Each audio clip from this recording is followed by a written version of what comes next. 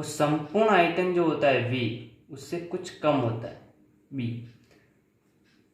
उससे कुछ कम होता है।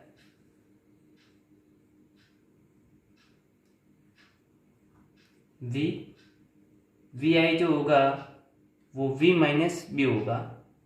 संपूर्ण आयतन V से कुछ कम होगा। जो ये जो B है वो इन अणुओं का आयतन है, B जो है वो इन अणुओं का आयतन है और ये एक स्थिर राशि है, स्थिर राशि है और इसे आयतन कांस्टेंट कहते हैं, इसे आयतन कांस्टेंट कहते हैं, आयतन स्थिरांक।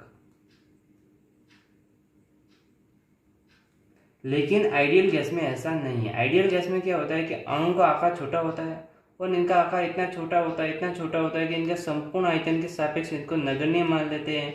और जो वी आई होता है, वी आई वो संपूर्ण आयतन के बराबर ही होता है, लेकिन इसमें ऐसा नहीं। इसमें जो वी आई होता है वो संपूर्ण आयतन से कुछ कम होता है। वह वी आई मतलब वो आयतन जिसमें जो अणु होते हैं वो उसमें गति आराम से कर लेते हैं, उसमें जो अणु होते हैं वो आराम से इजीली मोशन कर लेते हैं।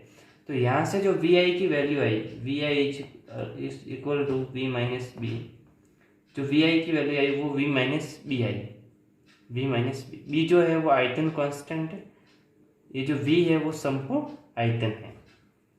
ठीक है, इसको दे देते हैं हम equation number first, equation number first. अब आगे ये तो थी वंडर वाल की फर्स्ट थ्योरी, इनके आकार के लिए, आकार के लिए जो वंडर वाल ने फर्स्ट थ्योरी दी थी वो ये थी कि इनका जो आकार होता है वो बड़ा होता है, इस हिसाब से इनका जो आयतन होगा वो B कम होगा, V माइनस बी। अब जो वंडर वाल ने सेकेंड थ्योरी दी थी वो दी थी उनके परस्पर आकर्षण के लिए। तो अब हम उससे समझते हैं कि परस्पर आकर्षण के लिए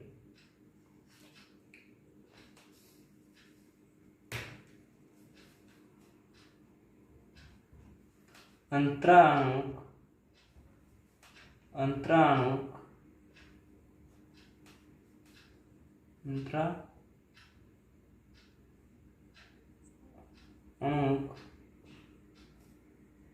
आकर्षण के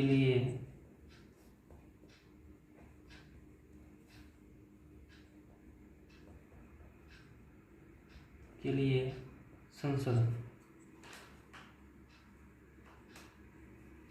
वंडर वाल ने क्या कहा था? वंडर वाल ने कहा कि ये जो आइडियल गैस है इनमें अणु छोटे छोटे होते हैं। ये हम बात कर रहे हैं आइडियल गैस की।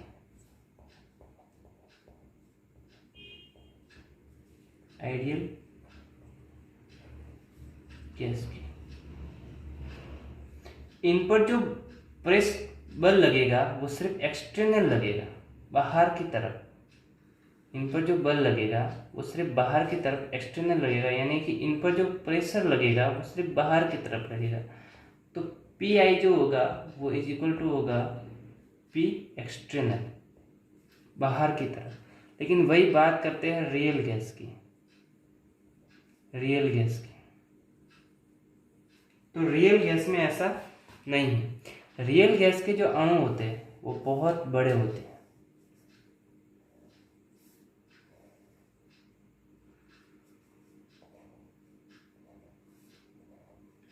रियल गैस के जो अणु होते हैं वो बहुत ही बड़े होते हैं। तो इनका एक बल तो लगेगा एक्सटर्नल, बाहर की तरफ, इस दीवार की तरफ, जो पहले इसमें भी लगता था। लेकिन इसमें एक बल और ऐड हो जाता है, वो होता है इंटरनल बल, यानी कि इन अणुओं, दोनों अणुओं के बीच एक अंतराणु आकर्षण बल लगता है। क्या लगता है? एक अंतराणु आकर्षण बल लगता है, वो इसमें ऐड हो जाता है। और फाइनली बच जाता है P I is to P external plus P internal. ठीक है, P external plus P internal, यानी कि इसका जो पी आई होता है वो संपूर्ण वो एक ही प्रेशर होता है, वो होता है पी। अगर एक्सटर्नल नहीं भी लिखे, क्योंकि इसमें तो एक ही प्रेशर लग रहा है पी, और वो लग रहा है बाहर की तरफ। यहाँ से भी हम एक्सटर्नल हटा देते हैं और केवल पी रखते हैं, क्योंकि पी एक्सटर्नल होता तो ये एक्सटर्नल ही है, लेकिन एक्सटर्नल को लिखता नहीं है, इसको सिर्फ हम हाइड कर लेते हैं। तो यहाँ पर जो पी है वो सेम, यहाँ पर जो पी बाहर की तरफ लग रहा था, इस पर भी बाहर की तरफ लग रहा है, और इसमें एक बल और ऐड हो जाता है, वो होता है पी इंटरनल, यानी कि अंतराणु आकर्षण बल। अब ये क्या होता है वो मैं आपको आगे समझाता हूँ। इसके लिए हम ये जो एक अणु होता है इनको हम बाहर ले लेते हैं और अलग से समझते हैं। मान लेते हैं ये एक अणु है अल्फा, और ये जो बाकी के अणु है वो यही है, इनको मैं मान लेता हूँ बीटा। तो इन पर एक तो ये बल लगेगा बाहर की तरफ, और एक लगेगा अंतराणु आकर्षण बल, जो कि लगेगा बीटा अणुओं से, जो कि लगेगा बीटा अणु से। अब मैं लिखता हूँ कि अल्फा अणु की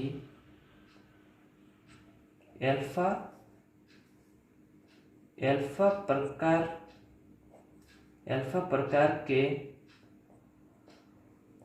प्रकार के अणु की सांद्रता,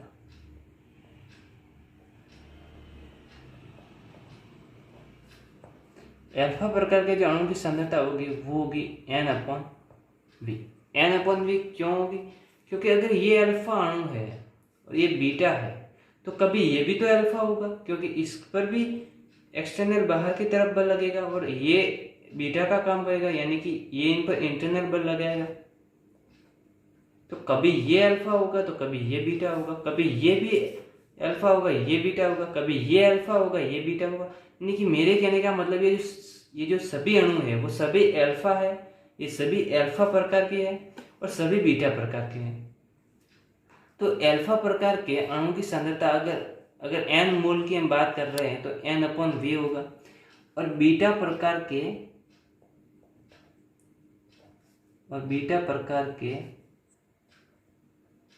अणु की सांद्रता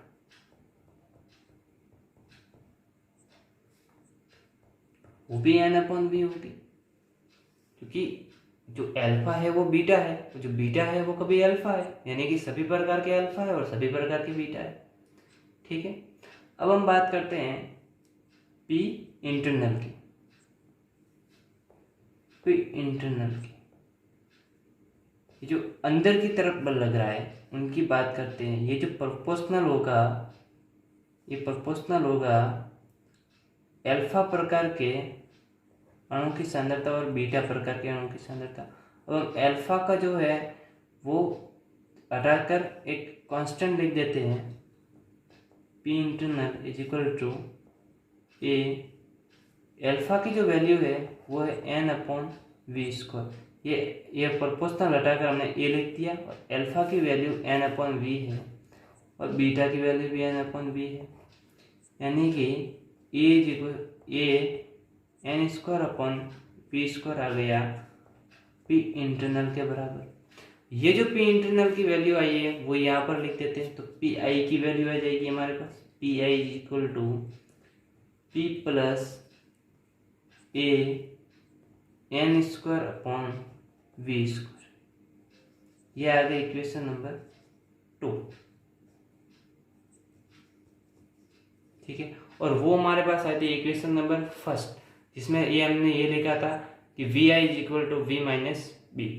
अब हमारे पास जो आदर्श गैस समीकरण थी, आदर्श गैस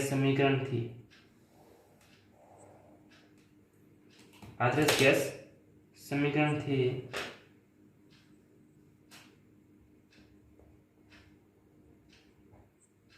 आदर्श गैस समीकरण से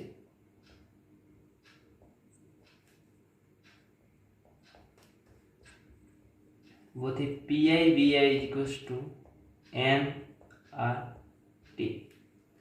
तो Pi की वैल्यू हमारे पास आई है P plus A/P N square upon V square, और जो वी आई की पहले वैल्यू आई थी वो आई थी V minus V is equal to N R T.